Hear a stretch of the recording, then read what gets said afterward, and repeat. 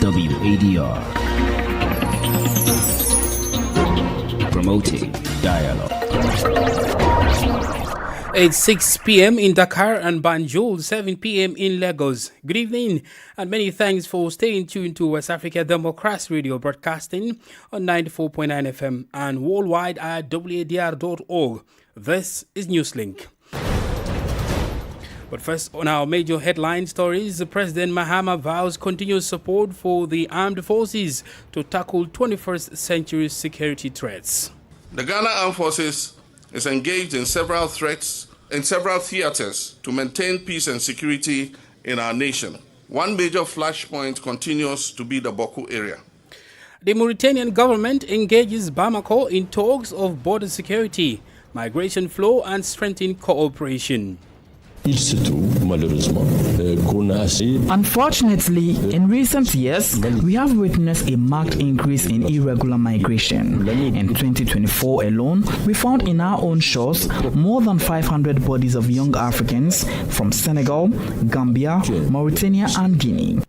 The federal government of Nigeria puts 30 of 36 states on high alert over imminent floods for the 2025 rainy season. And to health, the African CDC warns of rapid spread of Mpox with 3,000 infections weekly on average. Please stay tuned for details of these stories and more. You are listening to West Africa Democracy Radio, broadcasting from Dakar, Senegal. My name is Sankule Janko, and many thanks for joining our broadcast and a warm welcome to our listeners within the sub-region and beyond. Let's begin in Ghana, where President John Mahama has vowed to support Ghana's armed forces and the security sector in fighting all forms of crimes in the country. Mahama made the declaration at the 2025 graduation ceremony of the Ghana Military Academy on Friday, April 11, 2025. He indicated that while Ghanaians are encouraged to share information with security agencies, what they share must be credible. He urged that people should not make unfounded national security claims since it distracts the security services in the performance of their duties.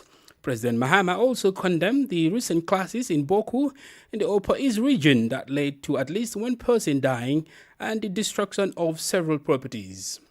Let us support our security services and the Ghana Armed Forces with information that is useful and intelligence that is helpful, that will advance their work rather than retrogress it. Let me reiterate that we will take all allegations of crime seriously, trigger our security service investigative machinery to go after criminals no matter who they are. But let me state emphatically also that we do not have the resources and time to engage in any game of smoke and mirrors. The Ghana Armed Forces is engaged in several theaters to maintain peace and security in our nation. One major flashpoint continues to be the Boku area. Only 2 days ago, an incident in a marketplace triggered an unfortunate loss of lives and criminal vandalism of property. I wish to emphasize that nobody gains from this situation of conflict and insecurity. We have triggered the Otumfor mediation process, which saw all stakeholders participate in discussions in Kumasi on a roadmap towards peace. I'm assured by the Asantehene that the process will resume next week when he returns from his brief visit abroad. Ghana's President John Dramani Mahama. Meanwhile, Mali's transitional president, General Assimi Goïta, has met with the Minister of Foreign Affairs of Mauritania, Mohamed Salem Ould Mezoug. Discussions between Goïta and the Mauritanian delegation focused on cooperation in managing migratory flows and facilitating access to administrative documents for Malian migrants in Mauritania. This visit followed the recent expulsion of several Malian nationals from Mauritanian territory. Here is Mauritanian Minister of Foreign Affairs, Mohamed Salem Ould Mezoug.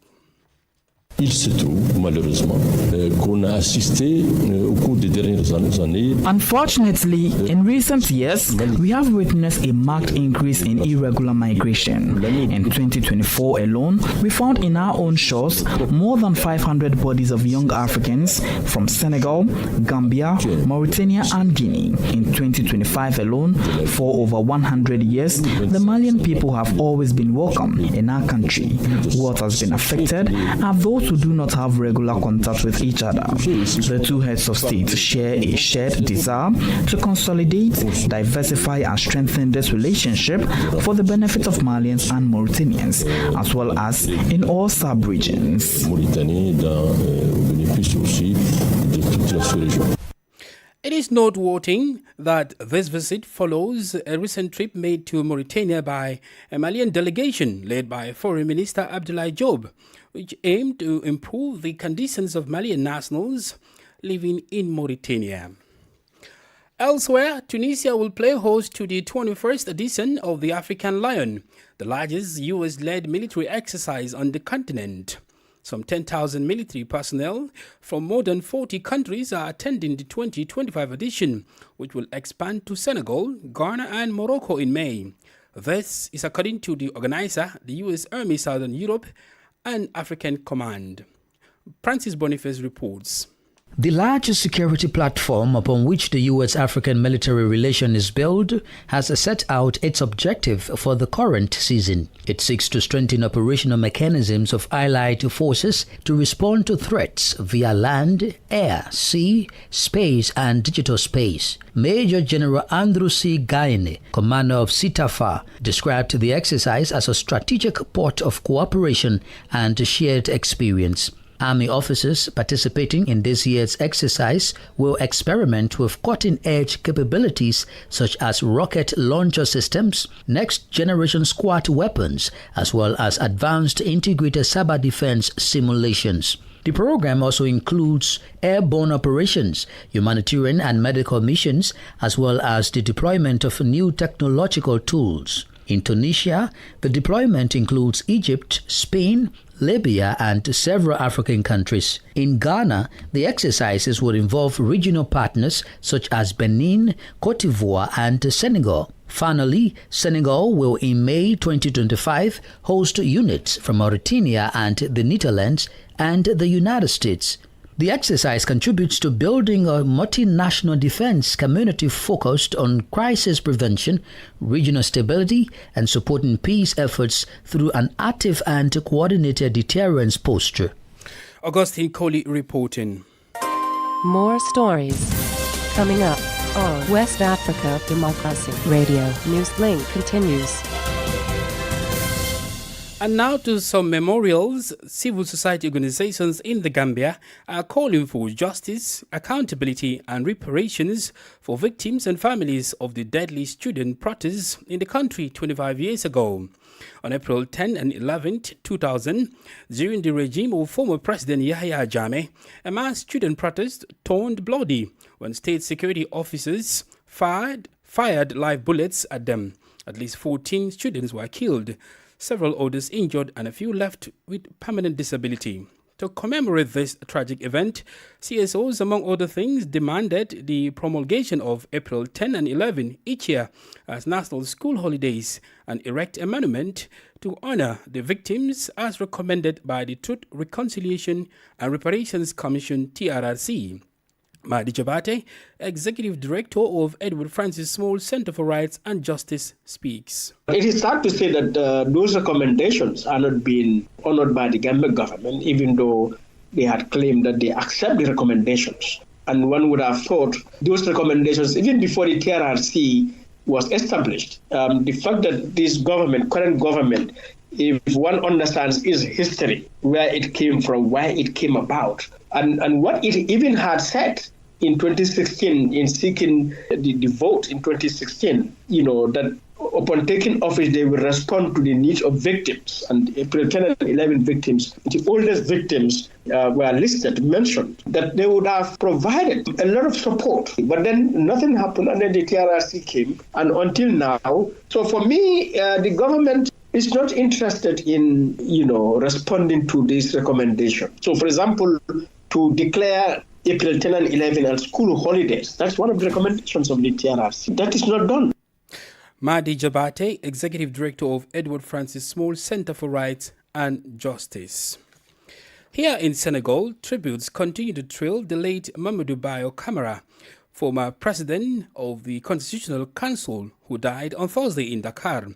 He has headed the country's highest court since 2022 and played a vital role in the current democratic dispensation when he opposed the third-term bid of former President Macky Sall and the presidential election postponement. Known and praised for his professional stance, Senegalese socio-political actors and advocating an independent judiciary hope that the legacy of Mamadou Bayo Camara will be sustained. Mamadou Mbouj, who led the F-24 protest movement during the former President Macky Sall's third term, also spoke about the fallen statesman. I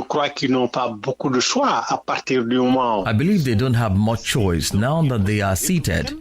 They have taken a Republican stance that they will continue in that direction, which has earned them a lot of honor, a lot of tribute, and a reconciliation with the Senegalese people.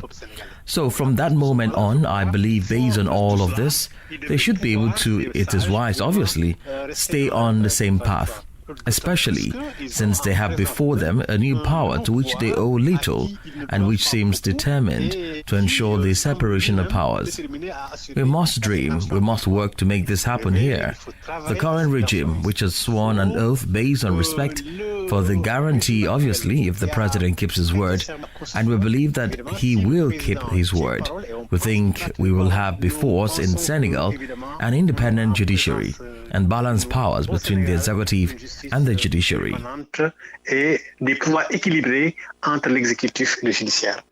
Mamadou Mbouj, F-22 movement in Senegal. To electoral matters now, the Togolese Independent Electoral Commission has concluded the electoral list revision for Zone 1, capturing the Maritime region and the prefecture of Haho. Although the process was originally scheduled for April 7 to 9, the Independent National Electoral Commission, (CENI), extended it by 1 day. This extension was made in response to requests from opposition parties and several civil society organizations in the country. Abdullah Hassan reports. According to Yabre Dago, president of the National Independent Electoral Commission (CENI), the extension was aimed to allow all affected citizens to obtain their voter registration cards. He called for a surge in patriotism and increased mobilization. The opposition parties had argued that numerous malfunctions hindered some citizens from registering on time. Reported issues include technical delays, a lack of equipment, and insufficient qualified personnel, leading some politicians to describe the situation as bordering on a fiasco. However, the electoral review operations continued until Thursday evening, the extended deadline date. CENI maintains that once the operations in Zone 1 are completed, the review will proceed to Zones 2 and 3, which include the Plateau region and prefectures of Blita, Satobwa, and Chamba, followed by Kara and Savannah region, as well as the prefectures of Chajo and Mo. This revision of the electoral registration list is part of preparations for the upcoming municipal elections, which renew the councils that have been in place since 2019. The date for the next municipal elections will be determined based on the final electoral register, which is currently being compiled. Abdullah Hassan reporting there. You are listening to Newslink on West Africa Democracy Radio, 94.9 FM in Dakar and WADR.org. Here is a reminder of our top stories. President Mahama vows continuous support for the armed forces to tackle 21st century security threats. The Mauritanian government engages Bamako in talks of border security, migration flow and strengthening cooperation. Still ahead, the federal government of Nigeria puts 30 of the 36 states on high alert over imminent floods for the 2025 rainy season. And to health, the Africa CDC warns of rapid spread of Mpox with 3,000 infections weekly on average. We do have a guest interview and sports news. Please stay with us. West Africa Democracy Radio. It's you speaking. Authorities in Nigeria have announced that more than 1,200 communities across 30 states and the Federal Capital Territory are at high risk of flooding this year. The Minister of Water Resources and Sanitation, Joseph Utsev, shared this information during the presentation of the 2025 Annual Flood Outlook. He predicted heavy rainfall and widespread flooding in these areas. From Abuja, WDR's correspondent Usman Umar reports. At the official presentation ceremony in Abuja, the Minister of Water Resources and Sanitation, Joseph Utsev, warned that communities in the South-South, including Bayelsa, Cross River, Delta and River State, will face intensified coastal and riverine flooding due to rising sea levels. This year's flood outlook, produced by the Nigeria Hydrological Services Agency, is divided into 3 segments. It maps high, moderate and low-risk flood zones while shifting toward a community-based forecasting approach aiming to enhance early warning and local preparedness. According to Minister Utsev, 1,249 communities in 173 local government areas fall within high-risk zones. An additional 2,187 communities across 293 local government areas face moderate flood threats. Among the worst-hit states are Abia, Benue, Lagos, Bayelsa and Jigawa. The government says climate change is intensifying flood events, causing severe impacts on health, agriculture, education and infrastructure. Meanwhile, an environmental expert, Alagoa Morris, calls for the urgent construction of critical infrastructure to mitigate the devastating impact of seasonal floods in Nigeria. When Cameroon started the Lagdo Dam, the Nigerian government was advised to come up with its own, and that was the OSIWA Dam. The federal government should go back to complete that project. Dredging of the rivers, no problem about that. Most of our rivers are still deep. We can also do canals, artificial rivers, to redirect some of this water. When the pressure of the water is coming, this water can find different routes to enter to lessen the pressure.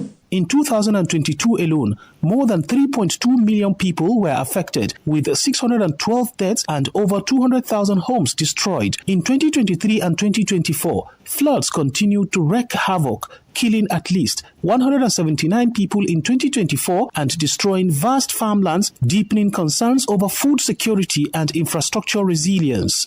For Newslink on West Africa Democracy Radio, Usman Umar reporting from Abuja. And to health matters, Africa is witnessing a troubling rise in mpox cases, says the Continental Health Agency, the Africa CDC. In its latest update published Thursday evening, the Africa Center for Disease Control Prevention said an average of 3,000 cases of the viral infection are being recorded weekly. The organization blames this surge on the rapid spread of the virus. Imo Edda tells us more. Addressing a virtual press conference, Yabum, Deputy Incident Manager for the coronavirus at Africa CDC, mentioned that 117,678 cases have been recorded across 22 African countries since January 2024. These include 26,927 confirmed cases and over 1,700 deaths.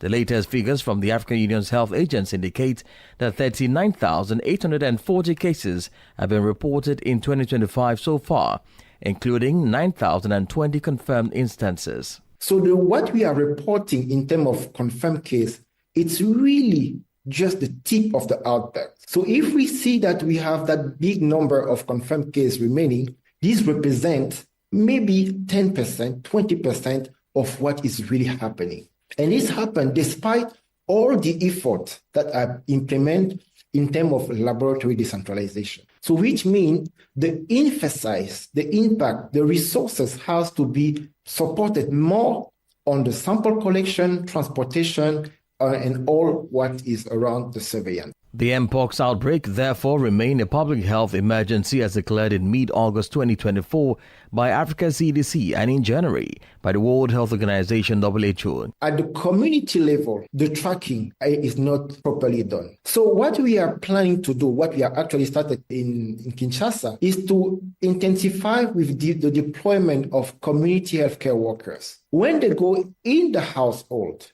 they go with the different map of pictures of the mpox so that they can share the information, look for people who are having those symptoms. The Africa CDC is urging strict adherence to all preventative guidelines. In West Africa, several countries, including Sierra Leone, have stepped up efforts such as vaccination and border surveillance to curb the spread of the virus. Imo Edet with that report. Politics, analysis on major news, social matters, and all. This is A Guest. In continuation of other discussions on the 25 years since the brutal killing of student protesters by state security, civil society organizations and families of the victims are urging the current government to declare April 10 and 11 as national school holidays. To commemorate this tragic event, civil society organizations and rights groups urge, of course, the government to erect a monument in honor of the victims in line with the recommendations of the Truth, Reconciliation and Reparations Commission, TRRC. Our guest, Mahdi Jabate, is a human rights activist. Yes, I consider it the darkest day in the history of the Gambia. And, in a very serious way. First, because it was the day that the single day that the largest number of Gambians were massacred, killed by that authoritarian regime. But not just ordinary people, because these are children. And so when one understands the human nature, children, we say, are the leaders of tomorrow. However, the Truth and Reconciliation Reparation Commission, TRRC, also mentioned this issue of the student massacre in its recommendation. How have you observed efforts being made by both the Commission and that of the current government towards ensuring that this recommendation is achieved? The Commission did a wonderful job to discuss this issue. There were hearings on it. But it is sad to say that those recommendations are not being honored by the Gambia government, even though they had claimed that they accept the recommendations. And one would have thought those recommendations, even before the TRRC was established, the fact that this government, current government, if one understands its history, where it came from, why it came about, and what it even had said in 2016 in seeking the vote in 2016, that upon taking office, they will respond to the needs of victims. And April 10 and 11 victims, the oldest victims were listed, mentioned, that they would have provided a lot of support. But then nothing happened, and then the TRRC came, and until now. So for me, the government is not interested in, responding to this recommendation. So, for example, to declare April 10 and 11 as school holidays, that's one of the recommendations of the TRRC. That is not done. What impact this tragic event is having on parents of the victims, including survivors of the incident, as well as the memory it brings to the students' community in the Gambia? The impact is, you cannot quantify it and even really describe it. And one of the victims who testified at the Truth Commission said it was after his testimony that somebody in his neighborhood that came to cry with him that he never knew, after all, on the whole, that this is the experience of this boy, that he saw this man now on with crutches. And but also I raised the issue there. That boy, who is a man now, when you look at his classmates who were not injured or killed, some of them have become CEOs, some of them have become top government officials, some of them have become big business people. And now you have this survivor in crutches or in a wheelchair or in some disability, in some mental situation, simply because of what happened 25 years ago. Human rights activist Mahdi Jabate was our guest for today. And in sports news, it looks like we are going to have a new champion in the CAF Under-17 Africa Cup of Nations, because we have a latest. But before that, Abdullah Hassan, of course, is in the studio with me to give us some updates. He will start with, of course, Burkina Faso's amazing performance in the CAF Under-17 Africa Cup of Nations, before telling us the latest news that involves Senegal and Cote d'Ivoire in the All West African affair. But which may be heartbreaking for some people. Goodness me, including myself. But please, take us through. Yes, welcome to the sports segment. Now, let's bring you this very update on the CAF Under-17 Africa Cup of Nations, with Burkina Faso delivering a commanding performance on Thursday evening, crushing Zambia 6-1 in the quarterfinals. Now, at least, they've edged a record for themselves and point for the second consecutive edition into the semi-finals. Now, having already sealed their qualification for the FIFA Under-17 World Cup before this match, Burkina Faso now turn their focus to reaching their second Under-17 AFCON final as they chase a second continental crown following their 2011 triumph. Meanwhile, host nation Morocco continued their impressive run at the 2025 CAF Under-17 Africa Cup of Nations with an impressive 3-1 on Thursday evening to secure their place in the semi-finals. The win sees Morocco take a giant step towards their dream of lifting the title on home soil as they now look ahead to a tough last four encounter. Abdullahi, I'm really scared about the news you have for us, the news update, because when we started the 6 o'clock news, of course, Senegal was playing against Cote d'Ivoire in an all-West African affair. In that perspective, you have the defending champion. The defending champion, that is Senegal, of course, and that is Ivory Coast. Exactly. And my heart is beating faster than normal. Please, what's the update? At least the first 90 minutes of the game ended goalless, and they had to, after the extra time, go for penalty shootout, which of course. As I'm looking at here, Cote d'Ivoire actually scored the 5 points, meaning they had 5 points. And Senegal got three, missed one, and something happened to the last one. So it's 5-3, meaning Cote d'Ivoire won. So which means, the game ended, 5-3 on penalties. 5-3 on penalties. Senegal, defending champions, have been knocked out of the tournament, which means there's an opportunity for a new champion for Cote d'Ivoire and for Burkina Faso. Mind you, you've just said Burkina Faso, thrashed Zambia 6-1. And they are one of the favorites now, together with host country Morocco. But like you said, it's Zambia, right? Yes. As they edge up more into the semi-finals, what we're going to have is stronger teams together. But then this is football, because everyone had thought Senegal were going to be in the semi-finals because Ivory Coast was not one of the favorites. But now see what happened. One of the times we're discussing this, what you said also was the fact that they've been upset in this game. Yes, and they have been. For me, there's more to come. So it looks whether that way. or not there's a favorite, this is a game. Somebody will have to win. Others will have to lose. For us, let's just enjoy the moment and unite through football. Absolutely, unite through football. But Abdullahi, there seems to be another interesting news because it's making rounds all over the place. It's the biggest news in the sporting world. Tell us about it. You're right. That's because Egyptian Mo Salah, who has put a pen on paper on a 2-year contract worth €370,000 per week, and one of the club's biggest contract sagas of the century. Liverpool have broken the golden rule in offering him a new deal, as Fenway Sports Group are typically reluctant to hand out new contracts to players over 30. So and Mo Salah is 32 years, but they've extended his contract to 2 more years, and they are paying him £375,000 weekly. That's because he is the king. He is worth it. That's it. You have to break the rules. Some people are just exceptional. There's something about branding.